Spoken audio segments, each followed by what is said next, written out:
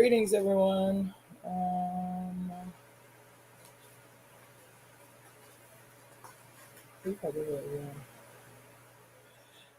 This is Cassandra Floyd, also known as the Daughter of the Fates.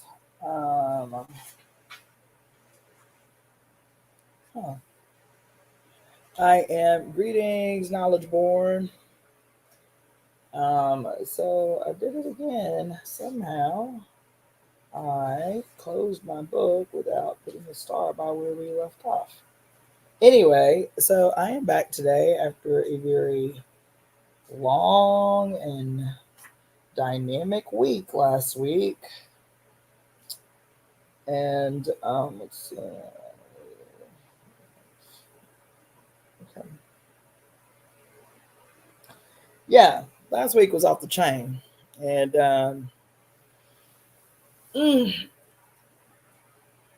I spent the day recovering. I'm still spending the day recovering.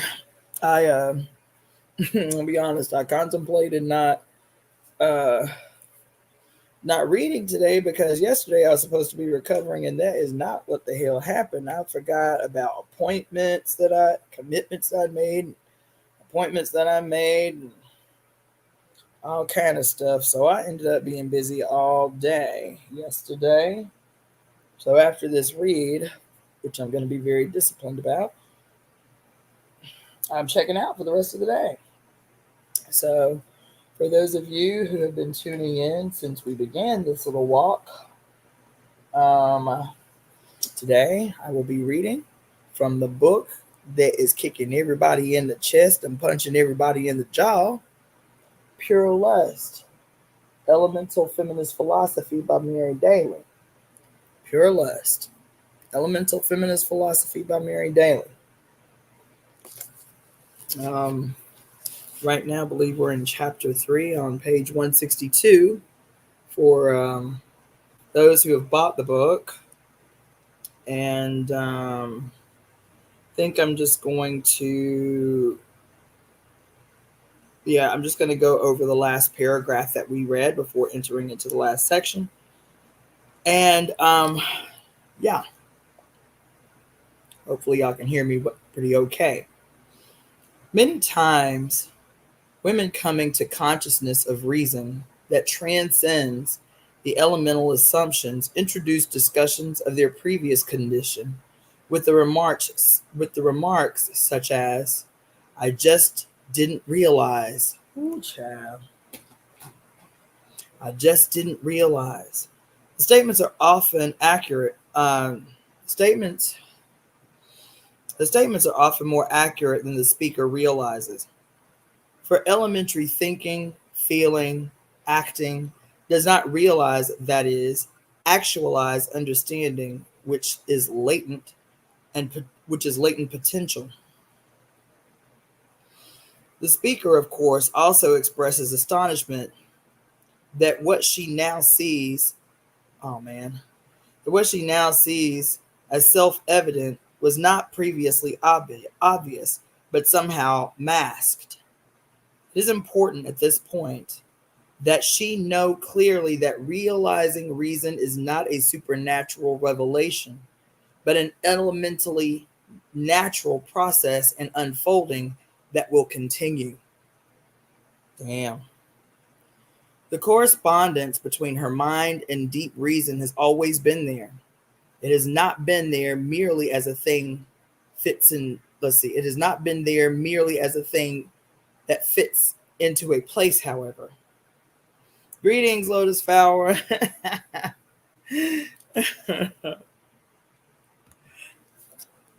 Let's see. To understand this dynamic connection, it is helpful to think of the word correspond, derived from the Latin con, meaning together, and responde, meaning to answer, which in turn is from spondere, meaning to promise. The correspondence between the minds of musing women and the intelligible structures of reality is rooted in our promise, that is, our potential and commitment to evolve and unfold together. in harmony with each other and with all elemental reality. The promise is answered and echoed in the promise of others. This is why the experience of realizing reason, after what seems to have been eons of amnesia, often feels like coming home. In the process of realizing reason, women realize that the restored world is an artificial product resulting from the forced compliance of reality to the patriarchal male's perception of and designs upon reality. This creativity of restoration results in the embedding of layers of unreality in minds and over the surfaces of things which, like plastic coatings, insulate and isolate minds from elemental reality, breaking the threads of connectedness and requiring attitudes of grasping and shaping. In contrast to pseudo-creativity, realizing reason elicits the natural wild correspondences among minds and other realities. This realizing, which is active participation in wild reality, makes possible the deep connections among realizing women. When analyzing conflicts and misunderstandings in women's relationships and friendships with each other, it helps us to know realizing does not happen all at once, for realizing is a verb. No woman is or has completely realized. So long as the Sado state is as long as the Sado state is supported and legitimated by the unreal world building activities of subliming and sublimation and subliminations, generating the elementary covers and veils that disconnect our minds from elemental reality. And so long as women's minds and passions are still contaminated and laminated with these plastic coatings, we will continue to be haunted by mixed messages, false feelings, aphasic namings, apraxic actions. All of these are forms of possession, paralyzing the archimage. Damn. God.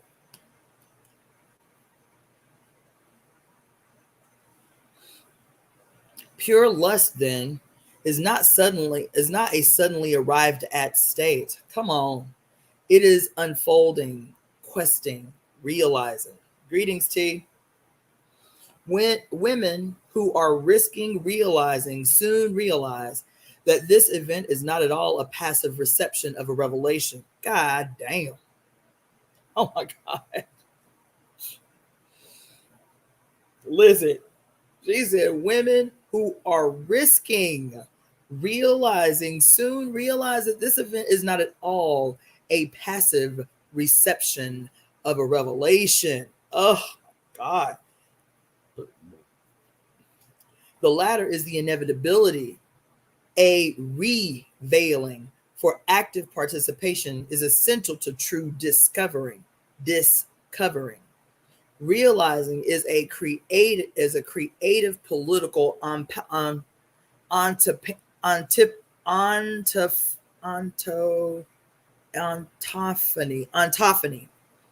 It is a political ontophagy. It is continuing manifestation of being. It is participation in creation, overcoming the reason blocking elementary constructs, unfolding the potentialities of being. Oh my God. Yes, Lotus Flower, she just be going off. It's true. Right out the gate every time. Women are universally trained to not realize, especially in those institutions that proclaim that they are offering a higher education. Andrea Dworkin describes this phenomenon as she experienced it when a student in the 60s at academically prestigious Bennington College, which at the time was still a college for women. Okay, and just so you know, T, she called that discovering, like uncovering, discovering ourselves. Okay. Let's see. So she says, let's see. She conveys a sense of rage and irony as she recalls that the students did not know they had been co-signed from birth to that living, legal, and social death called marriage. Ooh. Oh. Moreover, quote, we imagined in our ignorance that we might be novelists or philosophers. We did not know that our professors had a system of beliefs and convictions that designated us as an inferior gender class, and that system of beliefs and convictions was virtually universal. The cherished assumption of most of the writers, philosophers, and historians we were so ardently studying, end quote.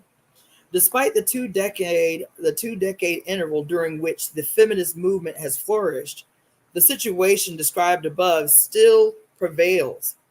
The cherished assumptions of the 60s were subliminal, undermining an unsuspecting student. Let's see.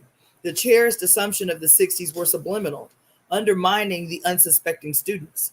In the 1980s, despite the large body of feminist writings and the reemergence of the feminist movement, and despite the presence of a few genuinely feminist women on faculties, the Sado sublimation continues, incorporating into its multifarious messages distorted ideas about feminism. For example, the lie that the goals of the movement have been achieved in the depiction of feminists of the 70s as bitter old women. Uh-oh. Since the lecherous cherished assumptions are subliminal, they constitute an elementary presence of absence, and they are also experienced as the absence of presence. The presence of Mark Twain and the absence of Harriet Beecher Stowe, or again, the presence of James Joyce and the absence of Gertrude Stein. In literature courses, typify this presence of absence and this absence of presence. So also does this presence of the Christian triune God and the absence of the triple goddess in religious courses. Oh.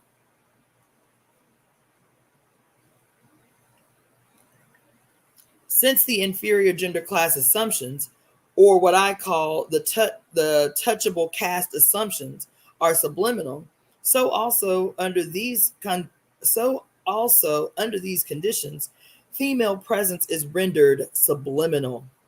Only the process of realizing elemental ontological reason can break through the smog of Sado sublimation, actualizing the natural elemental relation between women's minds and the structures of our own reality.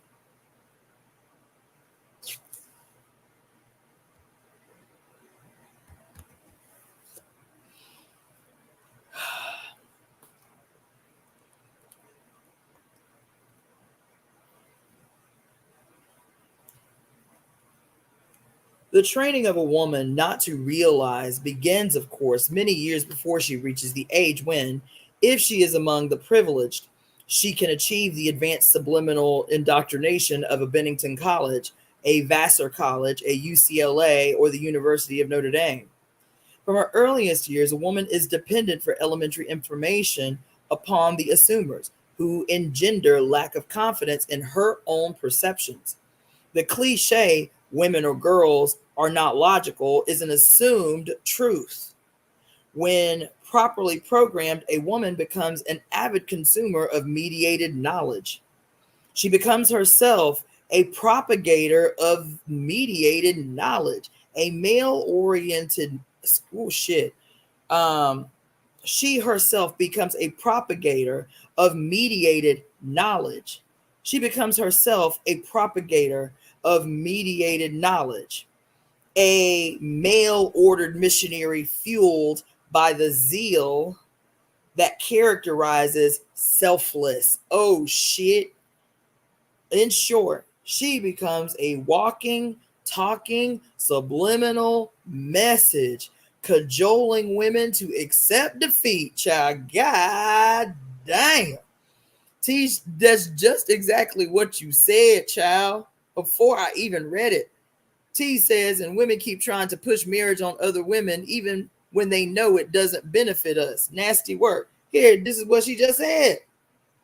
She talking about even, women who have the privilege to go to colleges and shit. Guess what ends up happening? Peace, Sonya. Guess what ends up happening? When properly programmed women, a woman becomes an avid consumer of mediated knowledge. She becomes herself a propagator of mediated knowledge, a male ordered missionary fueled by the zeal that characterizes the selfless. In short, she becomes a walking, talking, subliminal message, child, cajoling women to accept defeat. Oh my God. Psychically castrated. Oh, oh my God. Y'all, she said these women are psychically castrated. Psychically castrated. She is a masterminded medium for male presence of absence. God damn. Fortunately, perfect programming is rare. There is always the hope that women will realize. Y'all are tripping. Everybody's like, God damn. Especially women in a fantasy of utopian romantic love. Come on through, D. Yo. Yes, baby. Yes. Listen, she said these poor women, psychically castrated, she becomes a master-minded medium for male presence of absence. Fortunately, perfect programming is rare. There is always the hope that women will realize. In order to understand this process better, it is helpful to consider the meaning of potency and of act. Yes, T. Yes. So the next section, for those that are following along with the book, for those of you who tuned in late, we are reading the great, wonderful, dynamic, awesome, ass-kicking works of Mary Daly called Pure Lust. Pure Lust. Potency and act. Realizing potency. In Aristotelian and medieval philosophy, potency can mean either passive potency or capacity to receive a perfection called act. That is, the capacity to be acted upon, or it can mean active potency, meaning the capacity to act. To put it another way, whereas passive potency is a capacity to receive something from someone else or something else, active potency is the ability to effect change. Active potency is power. Clearly, phallic lust assigns and confines women to the arena of passive potency as vehicles for males who have reserved what they believe to be active potency for themselves. Moreover, its intent is the castration of women both on the level of passive potency and of active potency. The reversal involved in the epitaph castrating bitch has been recognized, at least in its more obvious dimensions, by feminists for years. The physical castration of women has taken place on the vast scale through genital mutilation of millions of women, especially in African countries, and through modern gynecology. One of the dictionary definitions of, oh my fucking God. Child. What? Did y'all just catch that? Damn. She said the reversal involved in the epitaph castrating bitch has been recognized at least in its more obvious dimensions by feminists for years. The physical castration of women has taken place on a vast scale through genital mutilation of millions of women, especially in African countries, and through modern gynecology. Yo. One of the dictionary definitions of the verb castrate is worth reviewing. Quote, to deprive of vigor or vitality. Intelligence is castrated. John Dewey. To weaken by removal of the most effective or forceful elements. To emasculate. The bill was castrated by the removal of the enforcement provisions. Although Webster's dictionary does grant, in another definition, that castrate can also mean to deprive of the ovaries while ignoring clitorindectomy, it is significant that this definition is confined to the purely physical level. Webster's dictionary does not connect female physical castration with to deprive of vigor or vitality and to weaken by removal of the effective or forceful elements. Oh, shit. Damn. The subliminal message is that vigor and vitality and effective or forceful elements are always masculine. Thus, the very definition functions to castrate the minds of women, who are thus conned once again into a negative self-image. Greetings, facts don't care about your feelings. I love that. Yo, listen, she is riding out. Okay, so she says, thus the definition functions to castrate the minds of women, who are thus conned once again into a negative self-image, injected with the assumption that effective and forceful elements are not female. Come on, y'all. The castration of women's reason is a collective and not merely an individual phenomenon. One definition of the noun castration is a depriving of vigor, a weakening. Mass persecution of eminent scientists, a castration of science, according to A.G. Mazur. Never has any dictionary acknowledged and legitimated the fact that the mass persecution of women, for example, through the European witch craze, Chinese foot binding, American and European gynecology, has been a castration of female reason. Oh, God damn. Damn. Shall look. For, first of all, these historical facts are not acknowledged as atrocities in the first place. Huh? Second, it is not admitted that female reason, the minds of women and the memories, ideas, products engendered by our minds, even has an identity, to say nothing of vigor or vitality, that is capable of being castrated. The assumption is that there are no effective or forceful elements to be removed from females.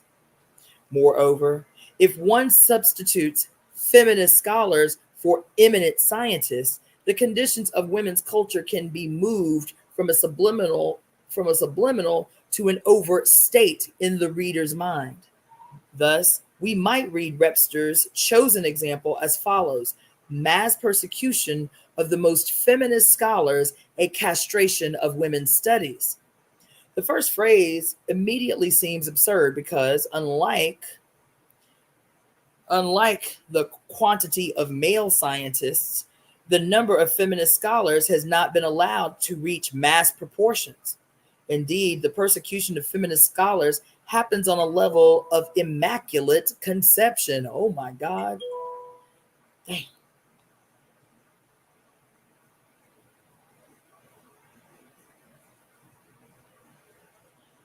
happens on a level of immaculate conception.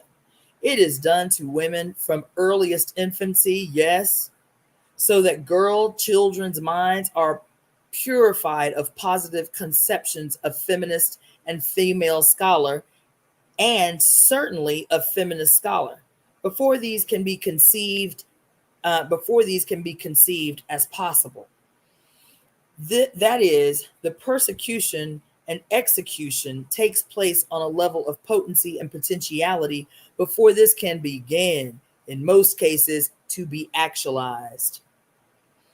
Thus, persecution is on the level of passive potency, on the basic level of capacity to receive information and inspiration that would move the female self to active potency. It is therefore persecution that is difficult to perceive. It is subliminal persecution. Shoo.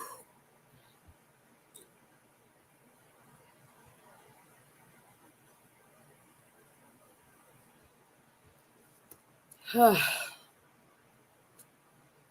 problems inherent in the expression castration of women's studies are less obvious, more subliminal. For many women assume that women's studies is a field that freely thrives in universities and that is already vigorous, unhindered, and strong.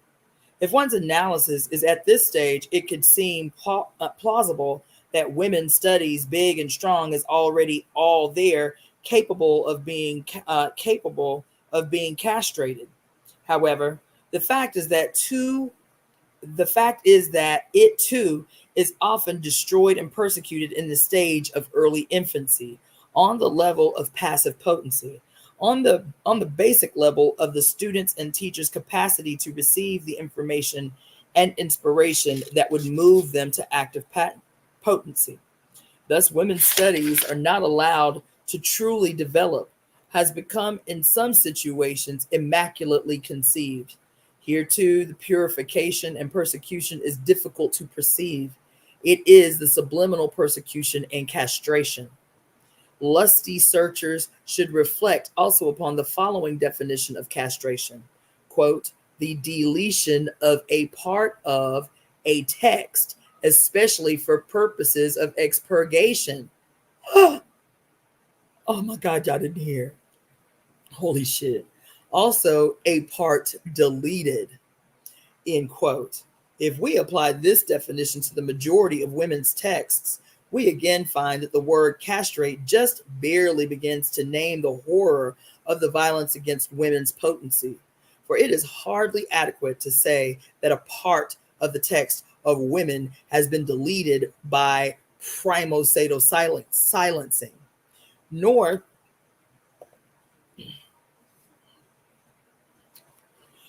does the term deleted fully describe what has been done to women. Delete means, according to Webster's dictionary, quote, to reduce to nullity as archaic, to destroy or to annihilate. To delete, that's what delete means, y'all. To destroy or to annihilate. Understand? Hold on.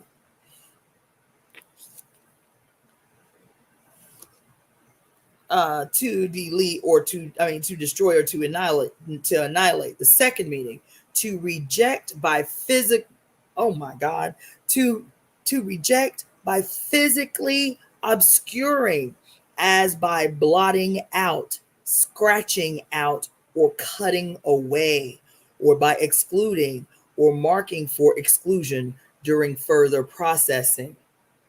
This is indeed a sufficiently powerful word to name the sort of to name some of the everyday atrocities perpetrated against women's writings and indeed against women's active potency in all spheres. However, to be deleted, something has to have some actual existence. It is true that in countless cases, the actual texts of women have been deleted, and this has discouraged both the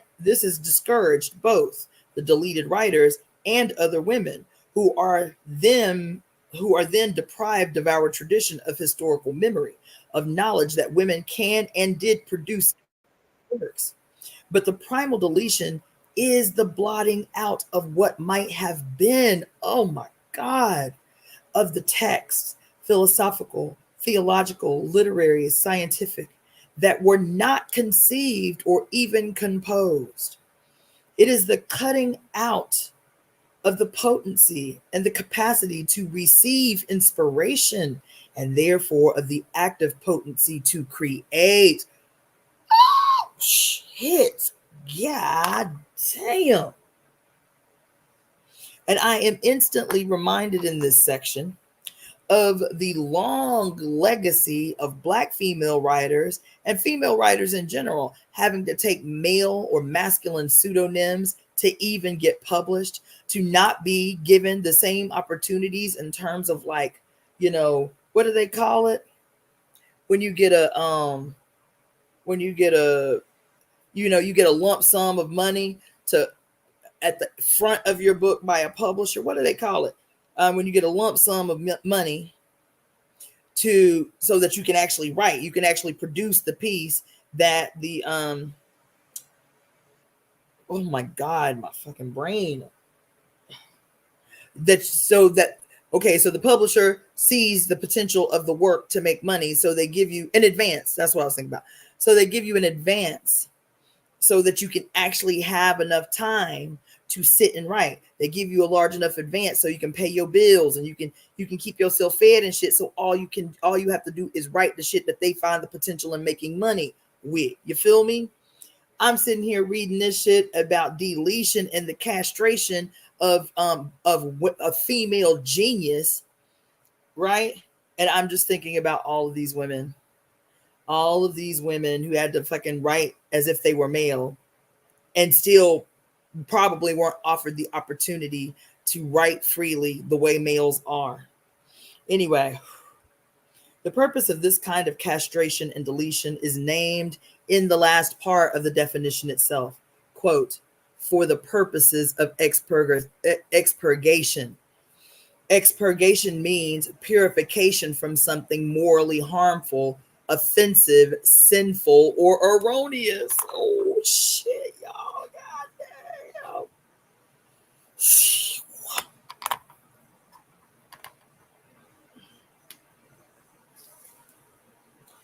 Absolutely. Facts don't care about your feelings. Yes, child. Yes, Lotus Flower. Y'all come on through. Lotus Flower say, woo, the erasure of our intellect. The complete suffocation of the intellect before it has the opportunity to be conceived is what she say, baby.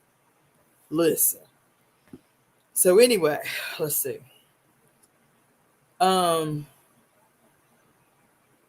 Knowing the intent of patriarchal morality and being familiar with its strategy of reversal, nags know that the morally harmful, offensive, sinful, and erroneous object of its acts of castration is our biophilic potential. Phallicism then inherently tends to the destruction of elemental female passive potency, our capacity to receive inspiration, truth from the elements of the natural world, the wild, to which our wild reason corresponds. This obviously is not the passive false potency of the female vessel who transmits elementary beliefs and norms and who corresponds merely to the stereotypes of the Sado society. In the case of women confined to the role of vessel of men and of male ideas and values, this passivity and receptivity to and carrying on of elementary belief systems is simulated active potential. Oh shit, active potency. This simulated active potency can be seen in women writers, teachers, artists, activists, and professionals of all kinds who simply function as conduits for phallic presence of absence. God damn. Damn. Elemental passive potency, in contrast to this, is receptivity to the call of the wild, the word of the weird. It is inseparable from elemental active potency, which is creation in interaction with the elemental wild. Realizing potency then, it isn't it realizing potency then is interacting with the elemental world and not merely reacting and reenacting the elementary world. Ontological interacting is participation in being, insofar as women's interacting is still contaminated with the elementary reacting and reflecting. Let's see, with the elementary reacting and reflecting. This participation is diluted, it is weakened. This is not to say that fighting in the foreground is unnecessary. It is to say that the motivation of such fighting must come from remembering levels that are deeper than the attack itself. It is the deep elemental rootedness, connectedness that wards off the elementary invasions. In order to realize potency, the elementary invasions. In order to realize potency in truly radical participatory ways, then, and to get through and beyond the subliminal sidetracks and setups that distract women from realizing, it is necessary to encounter the meaning of memory, both elementary memory and elemental memory. We're going to go on to the next section. Let me just get a swallow.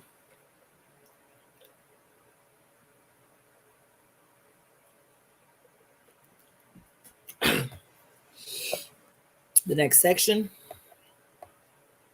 potency and memory. As Luki Baraznik, I think I said that name right, has pointed out, the memory of a woman within patriarchy is such that she can't see the first and the second. That is to say, she usually does not see that the cause of her She does not see the cause of her suffering. She forgets the identity of her. She forgets the identity of her torturer, and often the fact that there was or is a torturer who gave her the problem she now seeks to solve. For example, as Denise Connors has demonstrated, many women cannot remember that physicians have caused the complications, the unnecessary mutilations, and the diseases from which they now seek relief. Women often deeply forget who they were before the destruction inflicted upon them in rapist society, and they forget the destruction. This forgetting interlaced with partial memory debilitates and is rooted in fear. Clearly, both the forgetting and the memory of atrocities against women function to debilitate, to castrate women. The forgetting makes one powerless to develop a liberating analysis. The merely foreground memory, in the context of which a woman forgets the identity of the primary agents of her affliction, remembering only the instruments such as token torturers, is false because it is partial, because it is out of context, because it is a part taken from the whole. Moreover, it is the kind of partial truth that functions to seal off deep ancestral memory that liberates. Oh, yo, god damn. Ooh, shit.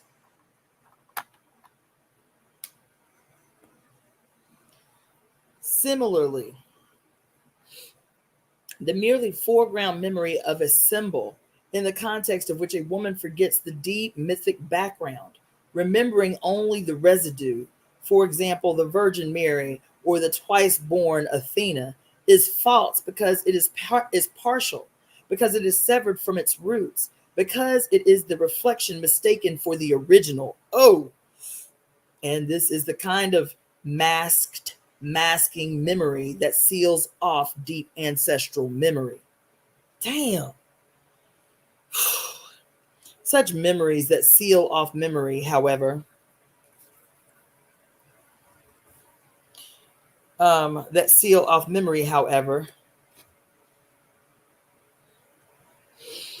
insofar as they are partially true, can also function as vents through which background breaths, for which background breathes forth memory. The destruction of foreground memories, therefore, can be a lethal blow to women, for it closes the vents. As we have seen, this occurred on a massive mythic scale with the Protestant obliteration of Mary, the arch image.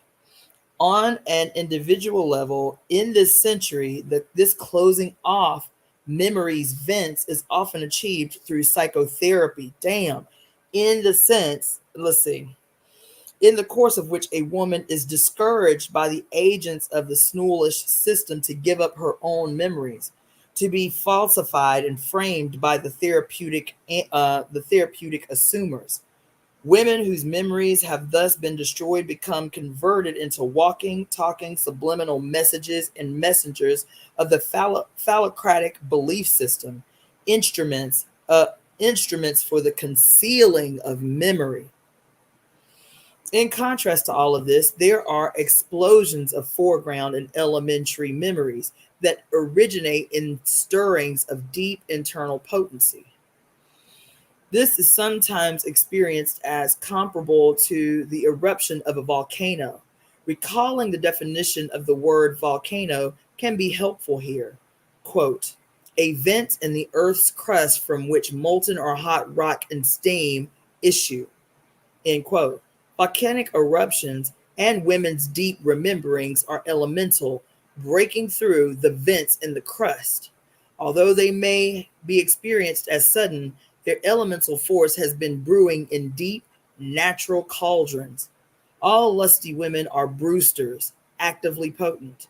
One meaning of the verb brew is, quote, to bring about something troublesome or woeful, as if by brewing magical potions or spells, brewing mischief, end quote. The bringing forth of original memory by brewsters is indeed troublesome to the torturers of women. Come on. Okay.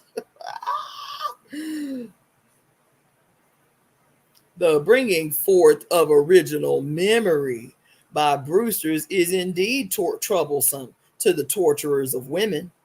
It also troubles brewsters, especially in the sense to put into confused motion, cause to become turbulent or turbid through moving. For elemental memory stirs deep passion. It is emotional, generating movement out of the foreground. Virginia Woolf knew about elemental memory. She wrote, quote, in certain favorable moods, memories, what one has forgotten, come to the top. Will it not be possible in time that some device will be invented by which we can tap them? I see it, the past, as an avenue lying behind, a long ribbon of scenes and emotions. I feel that strong emotion must leave its trace, and it is only a question of discovering how we can get ourselves again attached to it, so that we shall be able to live our lives through from the start. End quote.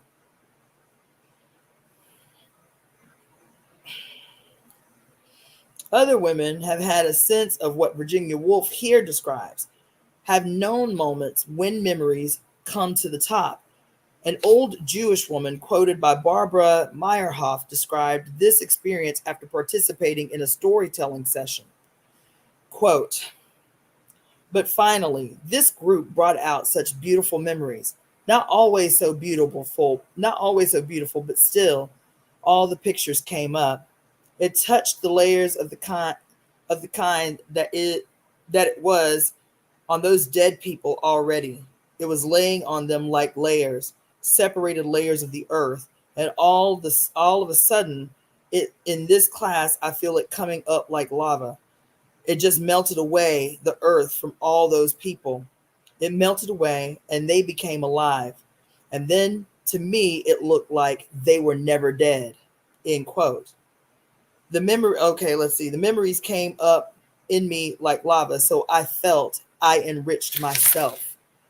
And I am hoping maybe I enriched somebody else. All of this, it's not only for us, it's for the generations. Yet, in pondering, how can we get ourselves again attached to it past strong emotion? Many women would empathize with the question posed by Francis Thoreau, quote, how can this explosion of memories happen without destroying the woman, end quote. For the memories do come in ribbons and chains, and as we have seen, many of these, if a woman allows herself to really feel them, are excruciating. As Muriel Rukeyser has written, quote, what would happen if one woman told the truth about her life? The world would split open. God fucking damn. Oh, what would happen if only one woman told the truth about her life? The whole world would split open.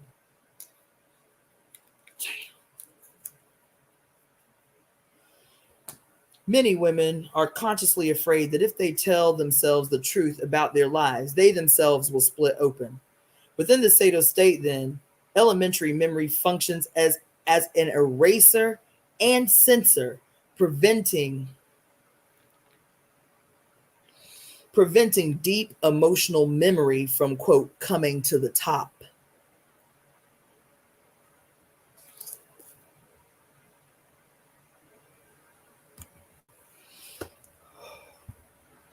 In the message cited above, Virginia Woolf wonders whether it is possible that, quote, some device will be invented by which we can tap into them, the deep memories, end quote. She is being whimsical, perhaps. She knows very well that her own device is writing. The profound importance of writing to Virginia Woolf for getting ourselves again attached to what I choose to call the elemental memory has to be understood in relation to her remembered experiences of sudden violent shock. Most of these initially engendered a feeling of powerlessness.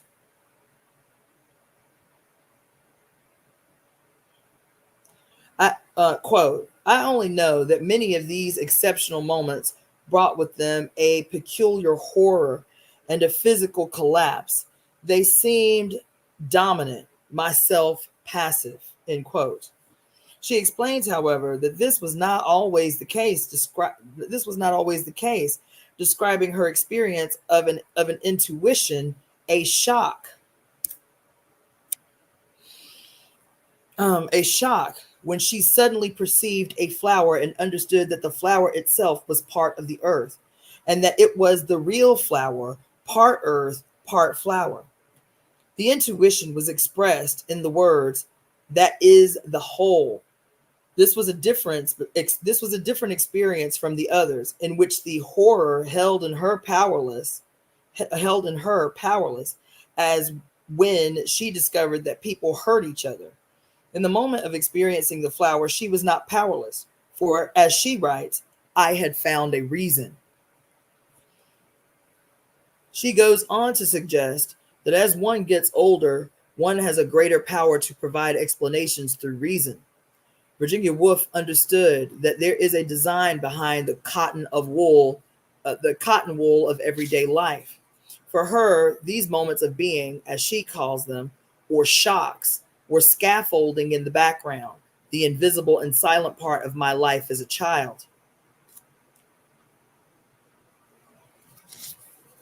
This great shrew had a particularly acute shock receiving capacity, which was essential to her greatness as a writer. Since the ray of access to the background was very explicit for her, she was able to provide passages to deep memory. It is clear from the sections I have cited that she understood profoundly the experience of powerlessness and the empowerment that comes through reason, through what I am identifying here as realizing reason, as which is remembering reason. Having experienced volcanic explosions and having learned the connecting power of reason as memory. She was a Brewster, needing to know connections. She was a Gnostic nagster, nagging herself.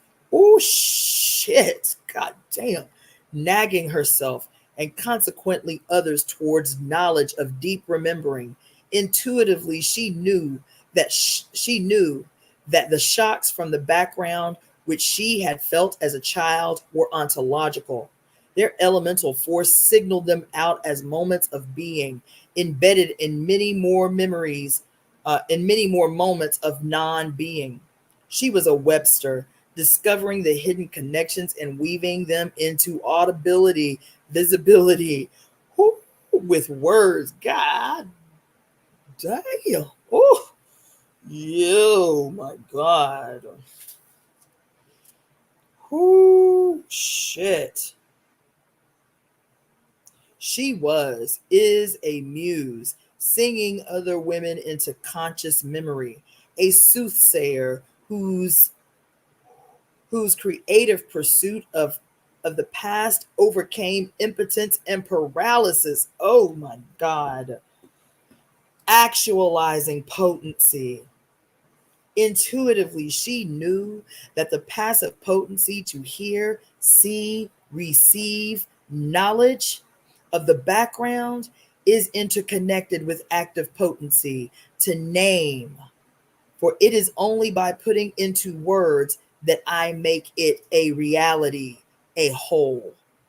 Whew. Writing actualizes memory. God, God, God. Oh, damn. Mm-mm. Writing actualizes memory in an especially potent way. The process of writing and of seeing, hearing the words come forth on a page is journeying. The discovering, oh my God, oh my God, the discovering of one connection, this lifting it out, lifts out others. A complex tapestry is found in women. It is woven. The writer becomes more energized as the process continues, as she seeks, says, and finds more. As Wolf wrote, as Wolf wrote, quote, the pen gets on the scent, end quote. One might turn into an objection the obvious fact that Virginia Woolf was a professional writer and claim that such a quote device is inaccessible to most women.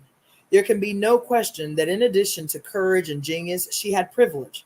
But the fact is that nearly all women have the potency to put it into words in their own unique ways. It is possible to write letters, journals, and notes. Women can talk to each other, sharing stories, discovering through spinning conversations, beginning to put the severed parts together. Oh my God. Oh, fuck. Damn. Oh my God. Oh my God. Child. Look. To affirm this possibility is not to underestimate the enormous difficulties, the unspeakable oppression of countless women, especially women of color and all poor women. Alice Walker writes, quote, how was the creativity of the black woman kept alive year after year and century after century, when for the most of the years black people have been in America, when for the most of the years that black people have been in America, it was a punishable crime for a black person to read or write. And the freedom to paint, to sculpt, to expand the mind with action did not exist.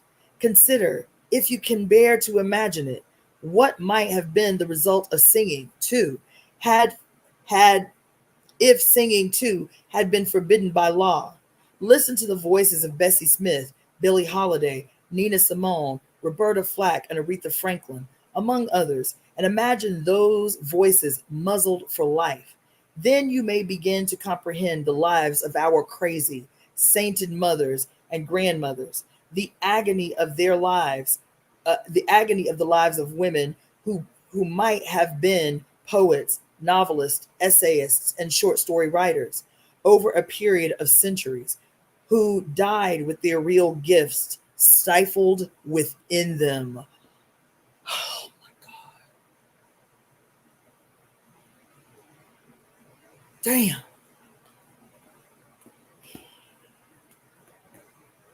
Yo, my God.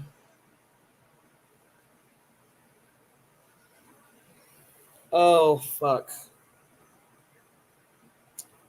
Knowledge of this horror, rather than stopping the possibility for creativity, must be channeled together with unrelenting rage into creation now, whenever, wherever this is possible. Y'all are not hearing the preaching that is happening on this day, goddamn. Yo. Yo. She said, knowledge of this horror, of the attempt to suffocate and disappear the creative spirit and potential of Black women and Black people. Over 400 fucking years of denial of everything, even resembling self.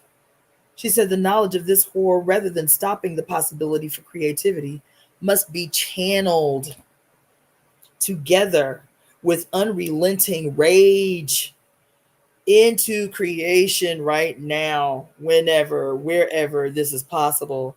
Gloria Anazaldua has written of the struggle of women of color to write, quote, the problems seem insurmountable, and they are, but they cease being insurmountable once we make up our mind that whether married or childrened or working outside jobs, we are going to make time for the writing.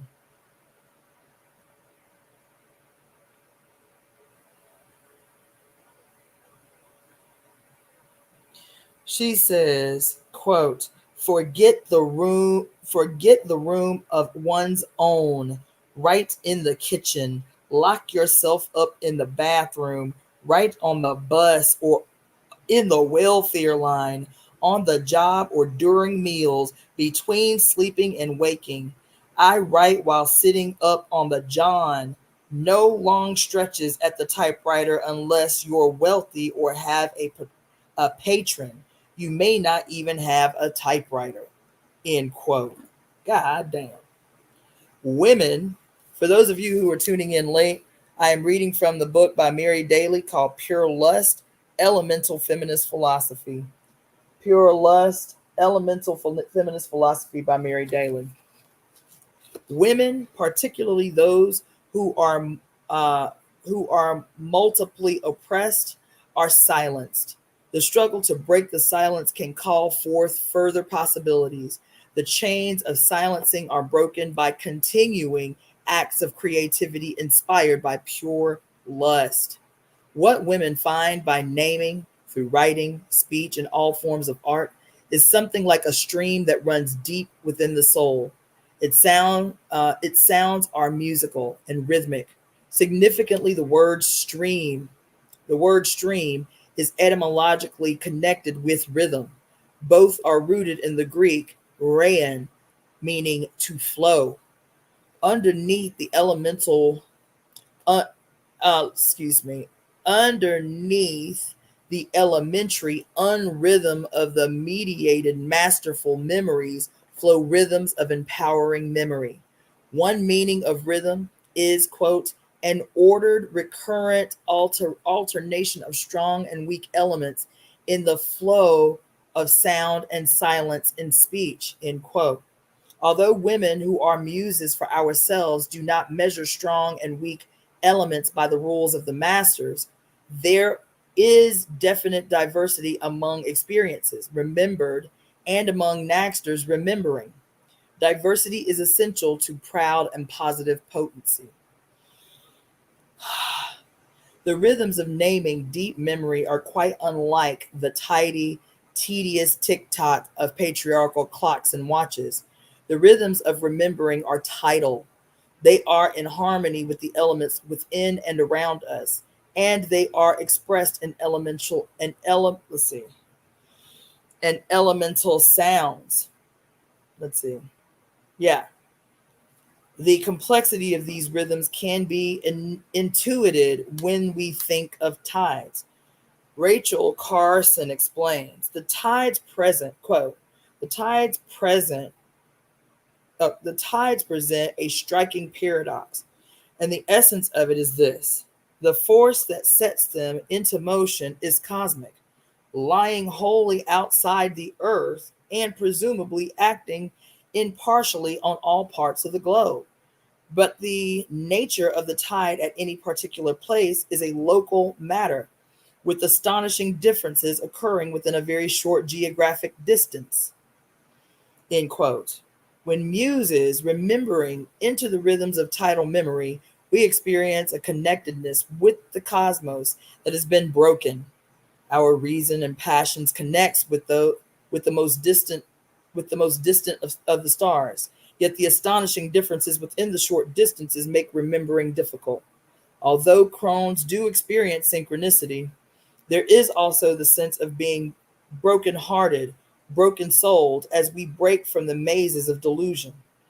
As Gnostic nags break from the stable world of pseudo-memory, we become unstabled. This is pixelating at first, the striving for new and ancient equilibrium. A nag who races with the rhythms of the tidal memory is also a stiff. A stiff. One meaning of the noun stiff is a horse not intended to win or certain not to win a race. Stiffs intend and are certain not to win in patriarchy's tidy racetracks. For to be stiff is to be characterized by moral courage, firm and resolute, and characterized by obstinacy, stubborn and unyielding, and characterized by independence or self-esteem, proud. When racing with the rhythms of tidal memory, women are focused. Focus, of course, means, quote, a point at which rays, as of light, heat, and sound, converge, or from which they diverge or appear to diverge. As a verb, it means, quote, to bring as light rays to a focus, to concentrate. Concentrating, remembering, women bring light, heat, and sounds together and send them forth again with intensified intent. Empowered by memory to concentrate, women are enabled to consent, which in an archaic sense means to be in harmony or concord, especially in opinion, statement, or sentiment. It also means the being of one mind, accord, unanimity, unanimity. I guess that's how you pronounce it. But when it's, unanimous. The second accord, being of one heart, and unanimity, being of one mind and soul, can be genuine only when dreadful and daring diversity is recognized. When women break into naming this concord and this difference, the consequence can be a cosmic consento, the chronologically simultaneous sounding of the tones of a chord. Certainly, this dream of a gynesthetic concert or concordance often can seem far out. It is. Let's see, as Jane Raymond has movingly written, quote, it is not enough for feminists to dissect the corpse of patriarchal pathologies. Women have not always been for men. Women have not always been for men. We need to know the genealogy of women who did not and who do not exist for men or in pivotal relation to them. And we need to create a vision of the future of gyne affection. What women search for can be as important as what we find, end quote. And I'm going to stop there for tonight. I will return tomorrow at 5 p.m. Pacific Standard Time for the continued reading of Pure Lust by Mary Daly, the elemental feminist philosophy, Pure Lust, elemental feminist philosophy by Mary Daly. So I will be back tomorrow at 5 p.m. In the meantime, I would encourage you to check out my YouTube channel. If you're just hearing me read this book for the first time, we're on chapter 3, and I think this was part 13 or part 14 of the reading. So if you want to catch up, just go to my YouTube channel, which is at DaughterOfTheFates. @DaughterOfTheFates typed out as one word. @DaughterOfTheFates. Go to my YouTube channel so you can catch up on what we've been reading from Pure Lust, which is radical. Okay? This book is so radical. So radical. I found this book when I was reading to you guys a couple years ago, the Great Cosmic Mother, and Mary Daly's books were referenced several times in the Great Cosmic Mother, which is how I happened upon the book. Some people have been saying that the book has been difficult for them to find online. The book was written in 1983. So I don't know if it's still in print or if you're having to find used copies. I've had some people say they've found copies. Some people say they've been having a hard time finding a copy of the book. But I did have, I'll Google it, I'll search it myself. But I did have somebody hit me up and say that they found a PDF version of the book. So I will Google search that and let you guys know if that's the case. But we are still going to be in this book. It has taken... We're a little less than halfway through the book. And that has taken us, I started reading the book. Today is Monday. I started reading the book the first week of October. So I'm assuming that if we're diligent, and I have been trying to be diligent, the only days I don't read is Saturday and Sunday. So I read every day at 5 p.m. Pacific Standard Time. So on that trajectory, I would say at least the end of the month, we should be done. And hopefully we can be finished before that. So anyway, my name is Cassandra Floyd, also known as the Daughter of the Fates. And I will see you again tomorrow. Yes, she wrote Beyond God the Father, Before Pure Lust. Okay, Mon Amy says Thrift Books, thriftbooks.com. Thrift Books has copies of the book Pure Lust. This author wrote a few other books. One is called Before God the Father, The Church and the Second Sex, and Gyne Ecology. So that's it. I got to finish my recovery process before I actually have to work and shit tomorrow. So I will see you again tomorrow, 5 p.m. Pacific Standard Time. My name is Cassandra Floyd, also known as the Daughter of the Fates. You can reach out to me at releaseheartcenter@gmail.com to inquire about readings, to inquire about wellness intakes, to inquire about bringing me to your area as a lecturer. I do that as well. So give me a call. Well, reach out to me at releaseheartcenter@gmail.com and be sure to put something in the subject header so I can know who you are. That being said, I'll say good night. Y'all take care, sleep well, and I'll see you tomorrow.